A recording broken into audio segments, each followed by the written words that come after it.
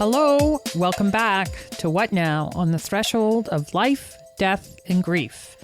I'm here in our studio with Red Keating and David Kennedy. I'm Julie Brown. Good to be with you guys, and we're back in the studio, just the three of us, for another conversation about decisions. Decisions. Life is full of them. And particularly during the diagnosis, palliative, and grief journey. So we wanted to give some time to that, both from our own personal experiences, but certainly also what we've seen our clients wrestle with over the years. Life is, as you said, filled with many decisions. But a lot of them, I think the challenge with this is that we don't think about what decisions we need to make, or we don't know what decisions we need to make when all of a sudden we're confronted with things that are new and different. And so a lot of different pressures, a lot of different things that happen. So I think this will be good to have a good conversation. Yeah, Let's dive in. So let's start with the diagnosis. At the time of diagnosis, one of the first things is that you're going to be bombarded with a lot of information, which at the time is going to create a lot of questions. But in the immediate, I think it's okay to be going back and reassessing the information and reconfirming what that information is. I've sat with many people who are getting their diagnosis from an oncologist the first time, and you see the deer in the headlights come in their eyes, and they hear the first line that the diagnosis is confirmed. That's right. And then all the information thereafter just washes over them, and I don't know how much actually sinks in.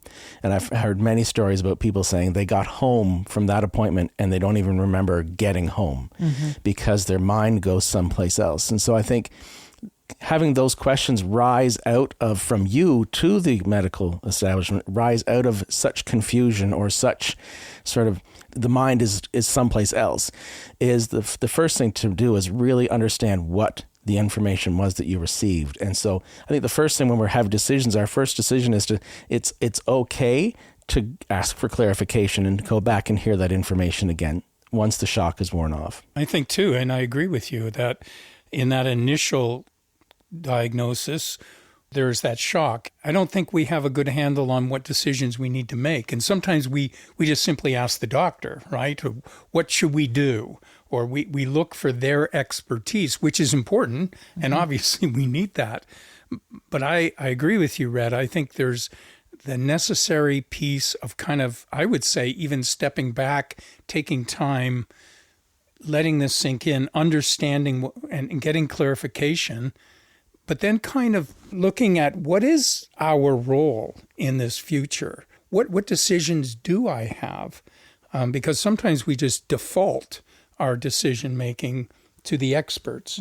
And I think that while we need to hear what they have to say, I think the initial step for me is that kind of just a pause and saying, all right, I just need to get my head around what I've just heard, how I understand that, and then to decide what's my role in this decision-making challenge. and this is why it's also so important to, wherever possible, to bring people with you to these appointments. Definitely. I can remember my first appointment with my oncologist. My partner came with me, but my sister came as well. And I told them ahead of time, here are some of the things that I want to know. There was one person who was the scribe, and just knowing that at a certain point, you know, that mind going off somewhere else, like that's protective. When the nervous system gets overwhelmed, it will just kind of leave, right? It often will kind of go into a freeze state. And so we need somebody else who can stay in the room and be that thinking brain in the moment. And then, as you say, also giving ourselves permission just to circle back on these things. And I know I asked my oncologist the same question many times because I needed to hear it many times. So it's just important to see this as evolving and ongoing process. There may be some help in terms of looking at kind of the big idea here when we hear these kind of news. And I agree with you, Julie. I always encourage people to take someone with them, not only for that moment, but also the reflection piece later. But I'm thinking more in terms of initially, what is it that we have to make a decision about? And I think the biggest piece is, what's our direction? What do we hear? in terms of how we decide which direction to go. I mean, I think initially our response, our reaction is, what do I need to do to get better? What do I need to do to deal with this thing? But I think there's also that other big piece of saying, okay, what's my goal? What's my purpose? And then the decisions flow out of that bigger decision that we've made about how we want to approach the next phase of our journey. And are you thinking, David, when you say that, for those folks who have a diagnosis where we know it's palliative, where the prognosis of, a cure is probably not there, that part of the decision is, how far do I want to go with treatment? Do I want to treat this? Sometimes our medical establishment defaults to assuming treatment. Sometimes treatment for people in all courses of a phase of, say, something like cancer can look very different for people. Yeah, and I agree. And I think there's no one answer to that. And I think that's where we need to stop and understand what it is we're being told in that diagnosis. And yes, if it's a late stage 4 and we kind of missed it and all of a sudden here we are and you hear the news, well, if you ask how long do I have and they say, well, get your affairs in order because you have a few months, then I think that's a different outlook, right? Then we have a bigger piece. But initially, I think most of us would say, well, what's the next step to try to deal with what I've just heard, either to reverse that or to prolong that or to help me live longer. So those are the initial ones, I think. But there's certainly, we all know, we've all had clients where that's the first time they've heard that C word, and it's already a palliative length of journey here that's pretty short.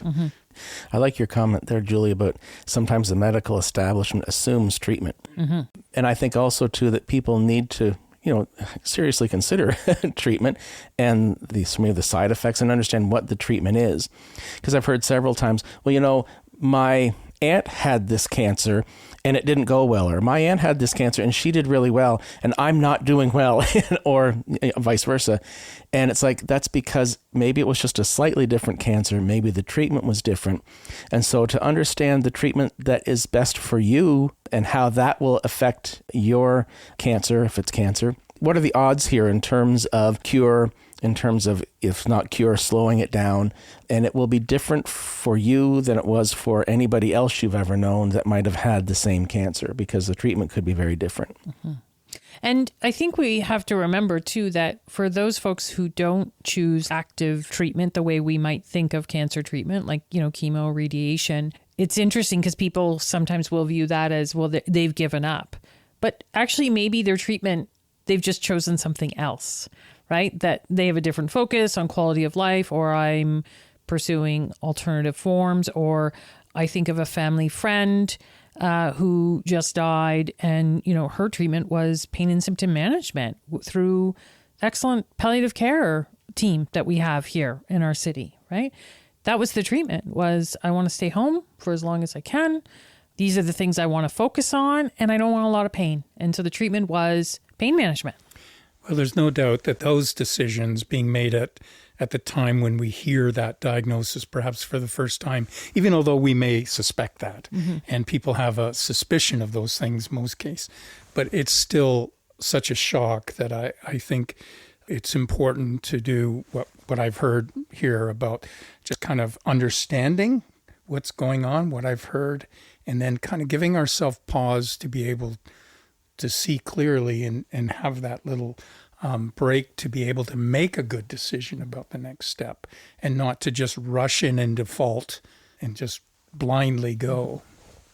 Of course, what happens so often is the decision that feels and seems appropriate in the moment, if it doesn't go well, then we question that decision, right? So I think of, I'll tell a story from my own journey, losing my father to brain cancer. He never responded and really kind of came back to us after his second brain surgery. Of course, later we kept saying, why did we do that? Why did we do that? And what we forget is there was actually really good reasons why we did it at the time. And that was because they couldn't diagnose the specific kind of cancer until they got back in there and did another biopsy, which would have then determined the treatment. And so we needed that. But all were left with much later down the road was, why did we ever allow him to do that? Because that was the tipping point, that surgery. Mm-hmm. Which reminds us that every decision is risky. Yeah. We have no ability to look down the road for certain. Mm-hmm. We make decisions the best we can with what we have. And you're right, Julie. Sometimes looking back, we say, wow, I wish we'd have done another one. But at that moment, those decisions were made hopefully with the best information possible. Because you didn't have that information. We did not have that, but the mind forgets that. Right. And so later on, what it fixates on is, that decision led to a bad outcome, right? And we fixate on the bad outcome. And what we don't do is kind of like broaden and remember the context of that situation, that decision was based on that moment in time. But then later on, when we're in another moment in time and say the person has died or there wasn't a good outcome from the treatment, we look back and we go, how could we have made such a bad decision? In hindsight, is that kind of what we're talking about, is that in hindsight, you always are in the present with the new information you didn't have when you originally made the decision. And then you have the control to write the story a different way. And we always write it that, well, it would have ended more positively if we had done this or that, or made this decision or that decision. And we don't actually know that for certain. It could have gone worse, or it could have changed nothing. That's right. And so that hindsight has a real ability to put us on that hook of guilt. And keep us there thinking that we should know everything all the time, or we without all the information, or with the information we had, like you say, we made the best decision that we could, and we didn't know what the outcome would be. And if it was positive, you wouldn't think twice. But if a decision turns out and it doesn't go the way you would have hoped, you think somehow there's a fault there in what you decided. Which reminds me again that decisions need to be continually looked at, evaluated, perhaps changed, redirected, held on to. I mean, there's no one way of approaching it. Once we've made a decision, if we've done it the best we can at the moment, as you say, Red, but then it's an ongoing process, right? We may have set the direction, but then we keep making other decisions. When new information emerges. Right. So if I decided on active treatment for my cancer, but at some point we go, the treatment's not working, then I have new information there to inform, okay, what next, right? But it is amazing to me, the rumination and the suffering that comes from that hindsight, from looking back and going, why did we do this? And I see, and I'm working with several people right now in my practice who feel very haunted by these decisions.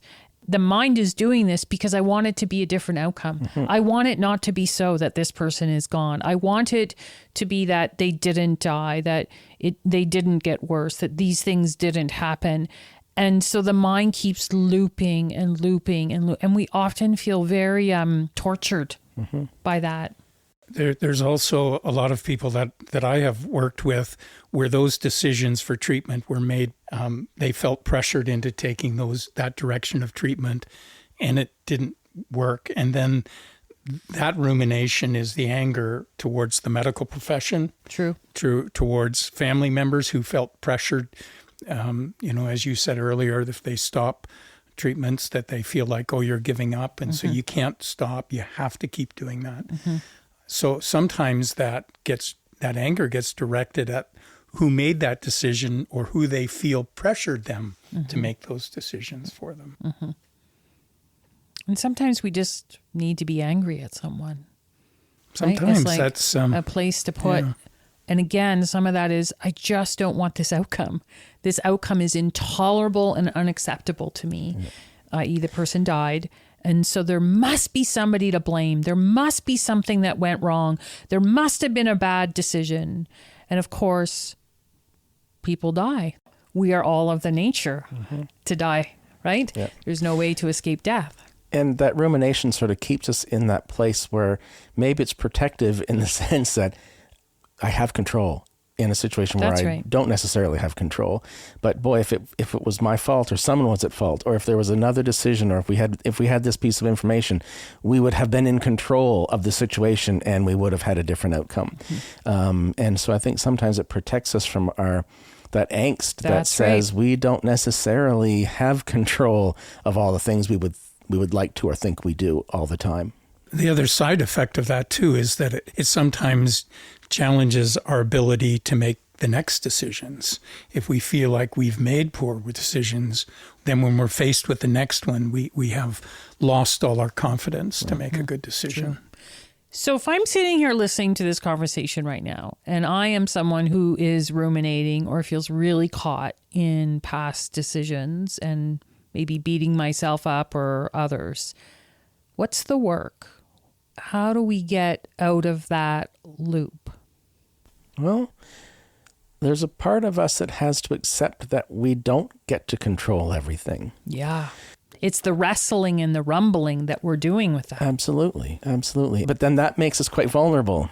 Then we feel our fully exposed vulnerability. Yes. And so sometimes it's sitting in that. But it's buffered by, go back and look at the story as it unfolded so that you can review the decisions that were made along the way. And were they sound decisions that were made at the time with the information you had? That has to come into play in terms of saying, yes, if you're answering yes to those, then that's the counterbalance that says, when I'm ruminating about we could have done this, we could have done that, then I think we have to remind ourselves, well, we don't know. If we're writing that story, we're writing it in hindsight with information we have now that we didn't have then, and go back to that sense of the decisions that we did make were based on the information that we had. And we couldn't do anything else. But to get to that place, you have to be able to sit in that place of vulnerability that says, I'm not in control. I think I've always encouraged that to a point. In other words, so often when that comes up with people, they get shut down. Friends immediately say, oh, you shouldn't think that way, or, you did the best. And what they say can be true, but I think people need that a little bit of space to be able to do that and come to the conclusion themselves. Yes. Because any conclusion given to them is not going to be enough. I think they need to come to that themselves. So how do we assist and sit with people in that? I think we can guide them, but I don't think we shut them down in a way that stops them from exploring. I think what we need to do is just what you said, Red. Look for the things behind that. Well, what's that say to you then? What would have been different and how would you have done that? And so those questioning rather than that shutting down, I think is important. I was just going to say, it's interesting you say that because I can think of a scenario for me right now where when I can feel that urge in me to want to challenge that guilt, want to challenge that rumination, to just say to myself, for the person, just be patient. They need to be here right now. And if we need to circle this one more time or 10 more times, to your point, David, we can do that because other people in their life are not letting them. And this is all part of what we call building a coherent narrative, right? Like a narrative that understands, the trajectory of that person's illness or death. And one of the things that sometimes I have found that's helpful for people is if there were other people intimately involved on that journey, go back and talk to them because they'll remember different parts of it. Right?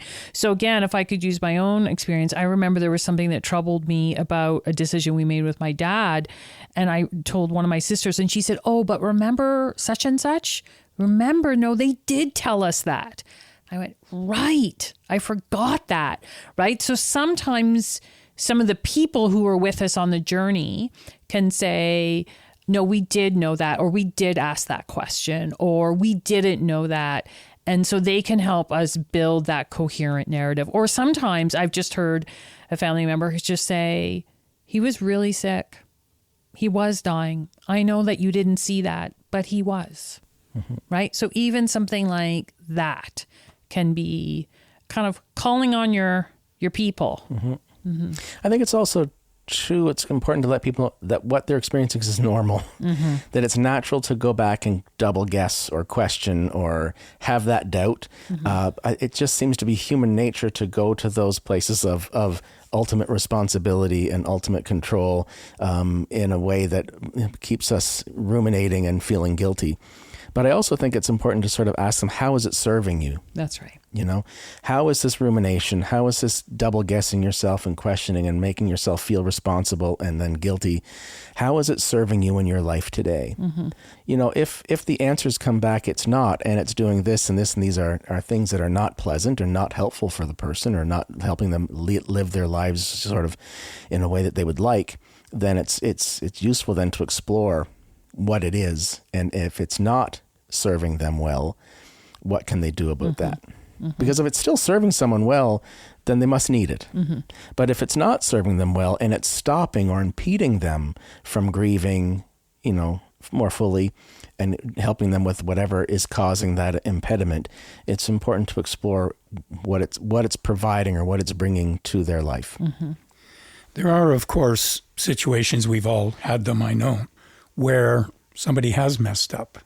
There has been a reason and a responsibility. A poor decision made. A poor decision, and if it's being made, particularly in the medical, you know, at the hospital or whatever, people feel, and they do, have a legitimate issue to deal with.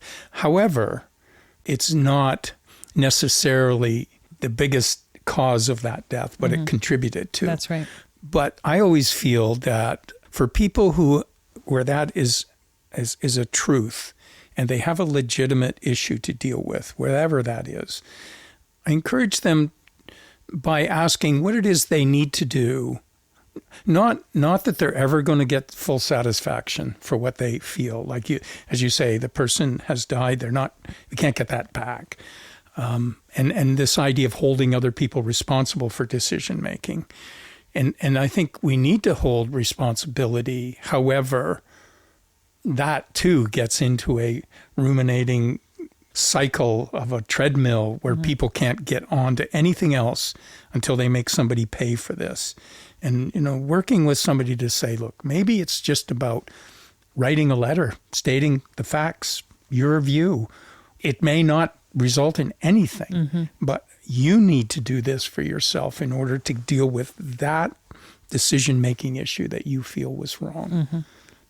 I don't know, how do you handle those things? Yeah, very similarly. And I was just thinking, sometimes what I've said to people, you know, you validate it because that's really important, right? You validate, okay, I can hear the anger, I can hear the frustration.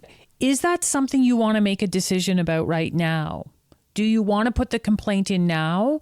Or do you want to write out the complaint and let's revisit that in 2 months, 4 months, 6 months, whatever, because it changes how they feel about it over time, right? Or is that something you actually need to do right now? Okay, so then maybe we just get really practical and tactical about how we're going to move through that process. In most situations, I have found that people need to be validated and heard about that complaint. And then we say, now let's put it aside and revisit it if we're going to go down a more formal process at some point later. Yeah, I sometimes add that if that's the case and you go through that process, be prepared for any outcome. Yes. And that outcome might be, wow, I think what I wanted to accomplish accomplished, but it didn't bring my loved one back. It hasn't removed my grief. It didn't make me feel better. Maybe it did, but be open to the possibility that the outcome may not be the one you expected or were hoping for. And I think people need to go in with their eyes wide open on that one to say, we could go through this process, but we also don't get to control this process and how it concludes. To me, that's key, Red, that if their ability to find peace in themselves and the future depends on getting what they expect out of that complaint, then that's not a good time to do that. Like giving voice to what you think or see or know was a bad decision, that needs to be said.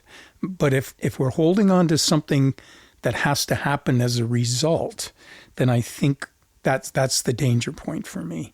And the other thing is I encourage people to do it simply because it needs to be said. I think what happened in COVID in some of the long-term care facilities and the horror that families had to live watching, I think people need to voice those things. But the key is that if my peace and my ability to find my way through what I'm dealing with depends on a certain outcome, then I think we're in trouble. What about the decision to remove life support? Wow. Can we step back and just even go the decision around your code status? Your resuscitation status. It's funny. I was in a meeting this week and I was reminded, someone made a comment and it's like, oh my gosh, I remember this. There was a time when we call it a DNR, do not resuscitate. And there was, I don't know if it was really a push, but certainly there was a bit of a movement on to change that to allow natural death, as opposed to do not do something, you're holding, you're withdrawing, you're taking away, versus allowing natural death as a better way of saying, this is my code status, or this is what I would like in terms of resuscitation. No, but I'd like you to let me go naturally. But can we step back there, Julie, instead of removing? Because that then I'm thinking in terms of maybe going back to the point of diagnosis, finding out about treatment, making decisions based upon the information you have regarding treatment. What about when that question comes up and you're sitting in front of a nurse or a doctor and they say, do you have a DNR? Because that's how it'll come out. Do you have a DNR? And maybe some people have to have that explained to them, and it means do not resuscitate. And again, what does that mean? How do I make a decision to decide on what kind of resuscitation status I want? And it is a shock. I mean, it's funny. I remember, my dad when he was in Emerge and with heart failure, and the nurse came in and just said, do you want to have a DNR? Do you need a son? And I mean, I knew all about that, but it was still a shock to me. And of course, your initial reactions to those are not necessarily the right ones, right? But then you think about it and you think, yeah, of course that makes.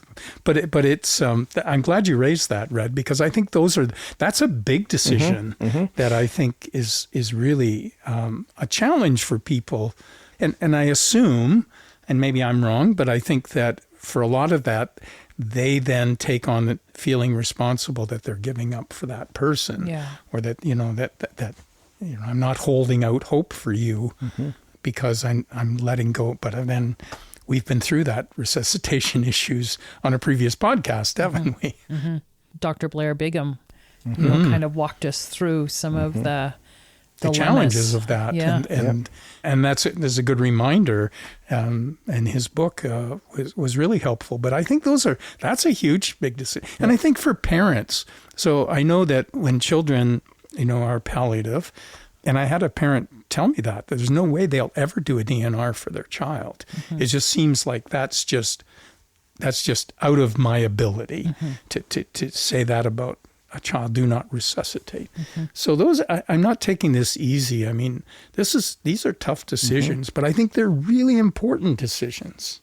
And I think that it's people need to educate themselves. What is resuscitation? What is CPR, and what does it look like?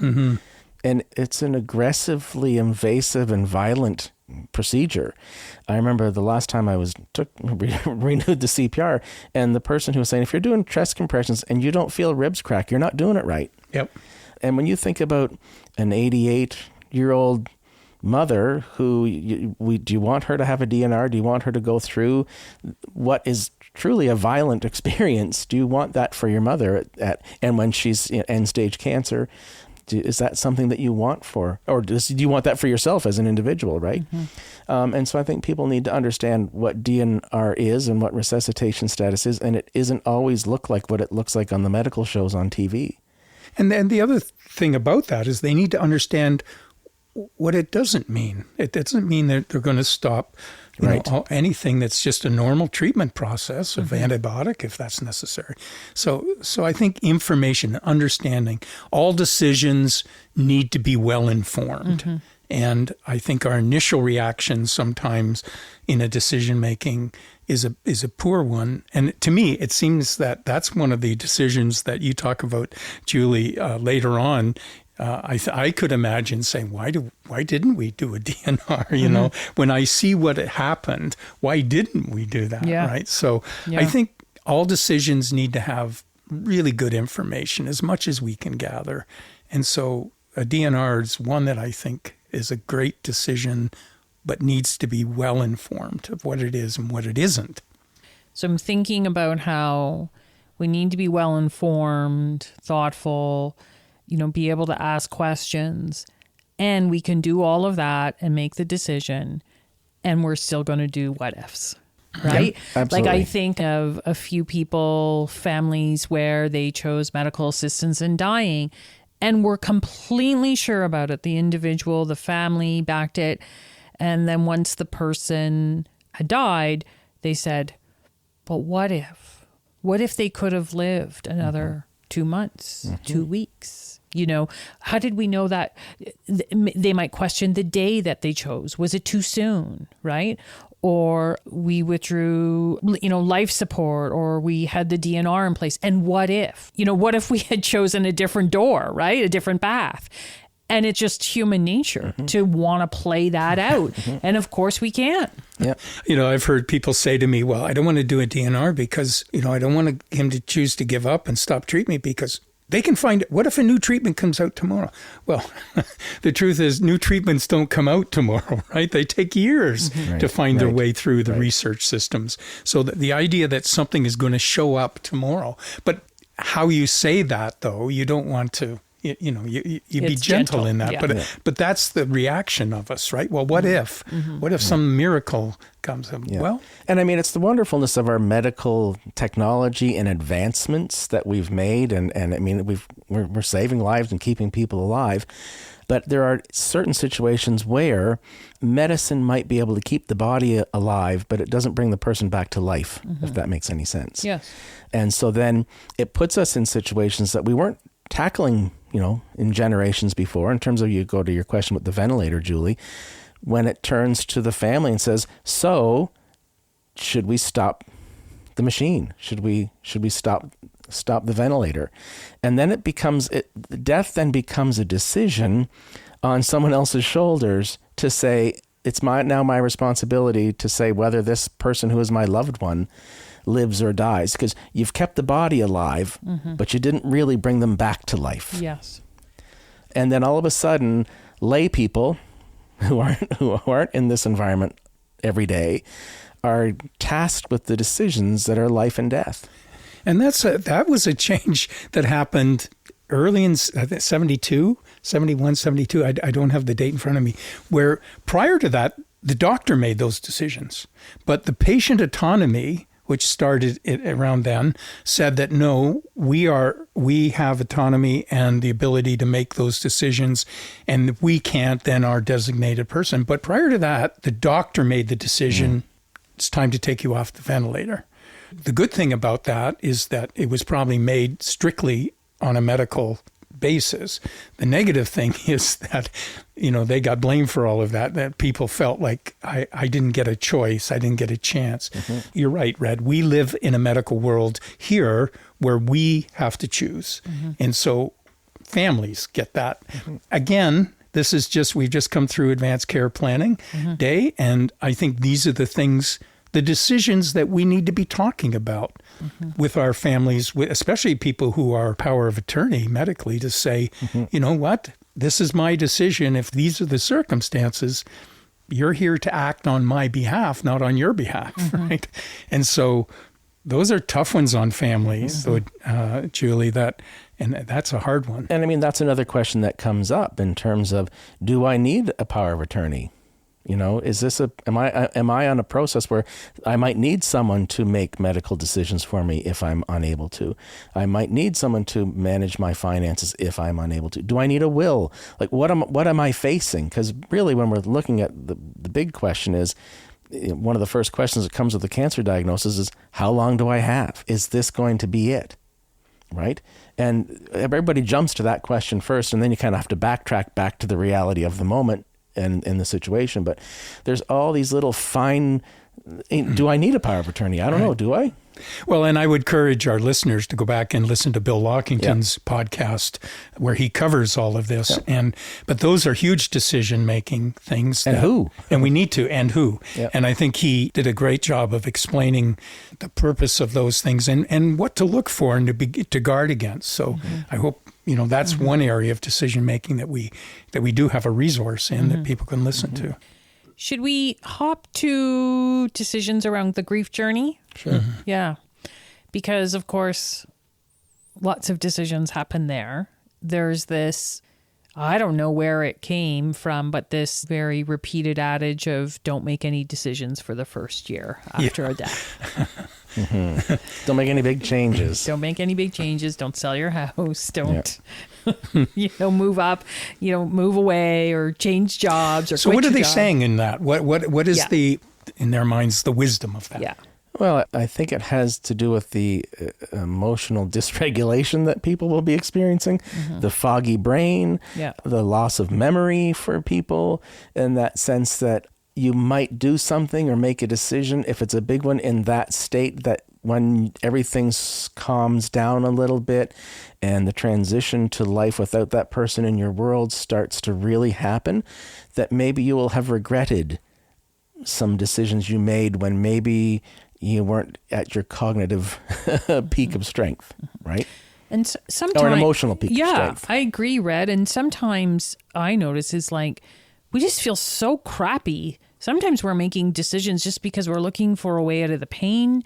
We think that different is better. If being here in this house or this job or this relationship feels this bad, then maybe if I'm not in it, I'll feel better. And of course, that saying, wherever you go, there you are, like the grief goes with you. And so it's sometimes just an attempt to feel better. It's an attempt to have some freedom from the weightiness and the burden of grief.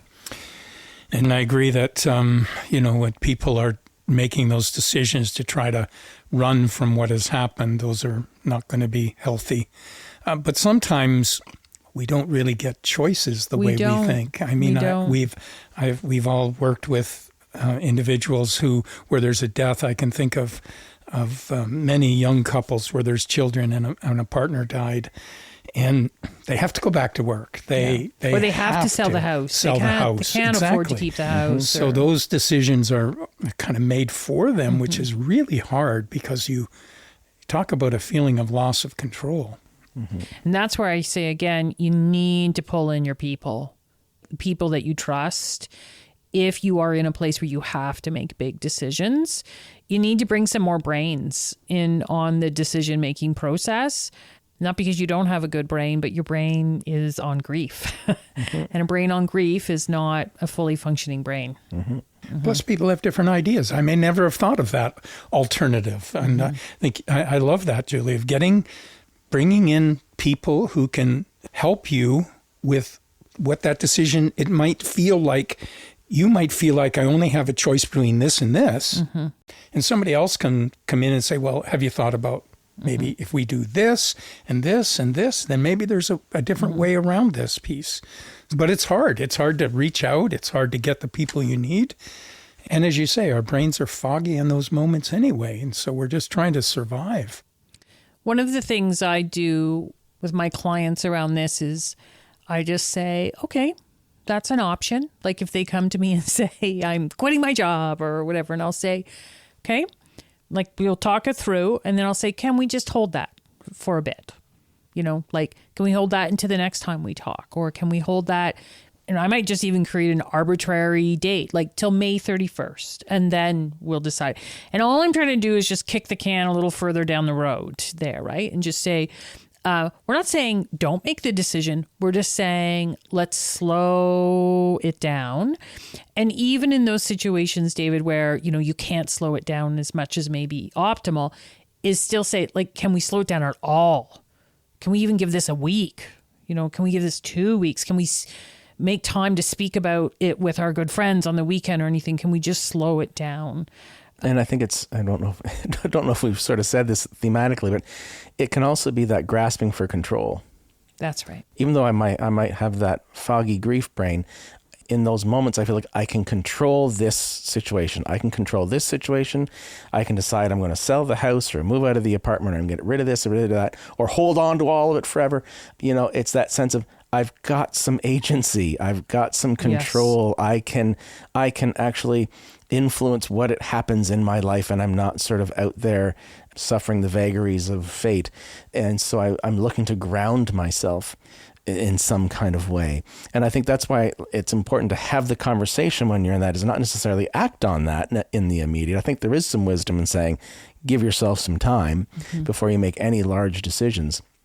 And it gets trapped up in all that we talked about earlier in the business of dying. And there's all these tasks that need to get done at a time when your brain is not really probably oriented to task. And this just gets thrown on the pile with the stress of everything else. And I think there's that grasping for some type of control and agency in your life at a time when everything's been turned upside down. And that's our podcast, right? What now? Yeah. That's the decision-making thing. It's right? a question what now? on purpose. Right. And so the reaction can be, what now? Okay, let me answer that question. What now? Okay, well, I'm going to do this, that. Yeah. And it's like, actually, let's just get through this. Like, let's just one day, you know, the old adage, one day at a time, 1 hour at a time. Let's just, how do we actually kind of pull back, throttle back, and just what now? The answer to it is like, well, what now right now in this moment? Not maybe what now around the big questions. Yeah. The other thing, too, is when decision-making at that point of grief involves others. So our decision may not just impact me. It's going to have ramifications that then other people may not agree or like. I think about when a partner dies and there's young children in the family and the in-laws, that other side of family, especially if that partner who goes on and gets remarried, let's say, starts a new life, that often the family of the person who died gets marginalized, and the decisions being made by this person for his or her future often have huge implications for other family members that feel quite left out and quite abandoned in all of this. It's hard to watch. It's really hard for people to go through. And yet I've seen it so many times. So true. And so, we're looking at a time when people are really compromised, and we're throwing some of the most important decisions at them. And I always say to people, and when you're in a palliative situation, look at the layers of complexity that you're living each day under. And each day another layer gets added on top. And so the importance, as you said, Julie, let's just stop and take the time. And let's find ways that we can be gentle and kind with ourselves and view what we're experiencing, the decisions that we're having to make, in the full context of what we're carrying. Because we're not making these decisions at our optimum health. We're making these decisions and we're being confronted with these issues when we're already vulnerable and down. Also, I think the importance of having discussions about these kinds of situations that can arise and what would happen if, so that we've had the practice of thinking about it. We'll never know for sure when we're truly confronted with whatever it is we're being confronted with, whether it's a diagnosis or whatever, but that at least we have practiced the conversations in health. And so I think that's important for people, just to kind of say, it's okay to talk to your family members about, how do you think we'll react if? What do I want? What would I like my status to be? If I'm 90 years old and I've just been diagnosed with stage 4 cancer, I'm going to go for the DNR or allow natural death. But if I'm a young mother or a young father, I'm going to say, no, tell me all the treatment options. And anybody in between with those rights to have that input into those decisions and to know that information. But to think about it now. I think that's why we're here, to say to people, it's important to think about these things now so that you've at least put your mind to a little bit before your mind takes a vacation when you've got the diagnosis of cancer and it takes a vacation and you don't hear the rest of the story. And you're being asked to make these big decisions in that vulnerable place. sometimes people make decisions in ways they shouldn't. In other words, I'm thinking of people who are palliative, who are dying, and they say to family members, I don't want any funeral, I don't want anything, don't you do anything, right? So here am I making a decision for somebody else. Yes. And I think that's where we cross the line too. How can I impose my will on somebody else's, what they might need? Mm-hmm. Oh boy, we've seen, and you see more of that lately. Oh, more and more. In the last several absolutely. years, so much more of, well, she didn't want a funeral or this, and then, the family said at the time, yes, but then the person died, and they went, oh, this What feels now? wrong. Yeah. What now? This feels wrong that we're not coming together with our community to honor them. And I've often encouraged, and of course people are caught then with, do I obey what he wanted or she wanted? And I will often say to them, well, what you need to decide now is about you, where you are. So if you don't want to go against their wishes, then have one without them present. Don't have the body there or don't have the remain, but still do something for you. What is it you need to do? What decisions do you need to make in your grief for your grief? I think it's important to understand the implications of our decisions in a good way, how they're going to affect others. But in the end, I need to make a decision that I feel is absolutely right for me in this moment, if it's a treatment piece or whatever, and I need to be okay with my decision. We've also heard that, well, I'm doing this because they want me to do this, or it's not my choice, but I know my family wants this. Some people can live with that, but there's other people that resentment builds, and they suffer in it. And so I encourage them, what decisions do you need to make for your life, your care, your treatment, your journey, understanding the implications on family and others that you love, and you may have to different degrees, take that into consideration. But in the end, your decision is important to make for you, and to be okay with that. Sometimes where I've gone with people where they feel really stuck with the decision that was made, or like they feel this guilt, this rumination, I'll say, what was the intention behind that decision? Well, the intention was I saw him suffering and I didn't want him to suffer anymore. Or, I loved him and I knew that he wanted such and such, or this. It's like, so the decision was made from a place of love for them.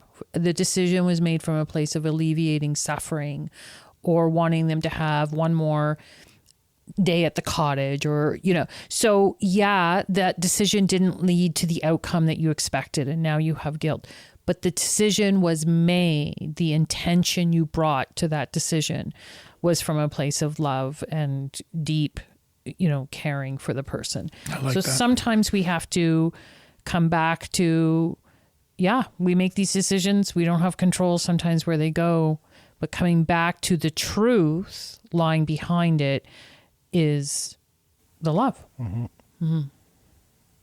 Powerful, that one. I had somewhat of a conversation like that today, actually. If you're in a situation where, that's the request, I don't want anything memorial service, funeral, and then let's say it's a spouse, a partner of some form, would you say to them, but it's okay for you to say back to the person who doesn't want the funeral, to say, but I'm going to need something myself. You might not need the funeral or the memorial service, but I'm going to need some way to honor your life, your death and passing, and I need to have that ceremony, that ritual to help me in my grief. Would you suggest that maybe someone have that conversation that says, okay, you don't want this, tell me what you don't want, and I'll tell you what I think I might need? That's exactly right, Red. And I've often encouraged them to say just that kind of language, and I've offered to sit with them. To say, I'll be a witness with you. Right. I'm not going to talk for you, but I'll be in the room with you, to have that, because I think it often comes from a place of feeling powerless in those relationships. And I think it's so important. I mean, when I've been alone and somebody has said that to me who's dying and saying, I don't want anything when I'm done. Sometimes I've been pretty confrontational with them. I've said to them, well, it's not about you. At that point, you're dead. Yeah. And I've just said, of course you don't need that. Yeah, you don't need that, but you're not going to be here. What do your family need? But it's much better. I love it when I can encourage the family member to make that statement in a healthy way, to say, yeah, I know you don't want it, but I'm going to need something, because that gets that person out of their own mindset of, this is just about me. No, my dying is about many different people. So, yeah. So here... Decisions. Yeah, we found a lot to say about that, didn't we? And I also know there's a few things we didn't cover, but any final thoughts or maybe guidance or a wish that you would give to a listener who hears this, who's maybe, wrestling with a decision or wrestling with a decision they made? Well, I think for me, I would say good decisions come from a place of peace and of information and of the best we can strength. That decisions made in haste or under pressure, usually they're not the best decisions we make. So if possible, if we prepare ourselves, and by not closing our eyes to the reality of life and death, and have conversations before, that we can make better decisions from a place of confidence and of peace and security. And those decisions will be the best we can make. Yeah, and I think it's always to remember to be kind to yourself, because we think our decisions will always result in the outcome we want. And to remember that sometimes the best decision does not lead to the outcome that you most desired. That's right. And so when that happens, that the decision was made, and I love that, Julie, that it was based in love, it was based in having information, and it was based with all the things that we had in the moment to a consensus. And it's okay. I mean, if you're a power of attorney, I think you can consult, or if you consult and like you said, Julie, draw those people in when you're decision making. Ignore the decisions of the people that are trying to tell you what to do, if it's, but find that sense of it's okay. And we made the decision to know that when you make it, you've made it with the best that you can do, and then realize if the outcome isn't the same, it's not fair to yourself to beat yourself up. It's not fair to yourself to hold yourself in that great sense of ultimate responsibility for either causing the death of a loved one, because you didn't cause it. Remember, it was a disease. It was a progressive disease that was taking the person's life. Be kind to yourself. To me, that's what grace is. Grace is that idea that two things can be true at the same time. We can have made the right decision or a good decision based on the information we had, and it didn't have the outcome we wanted or hoped for. And in my experience with just life, oftentimes we think that the right decision will feel like the easy one, or will feel right, like will feel good. And sometimes the most right decisions are the hardest decisions to be made. I think the tendency is to go back and want to rewrite them because they didn't have the outcome. And giving ourselves grace and kindness is saying both things are true, right? The decision was there, and yeah, I wish it didn't land where it had landed. I wish I wasn't living this path of that.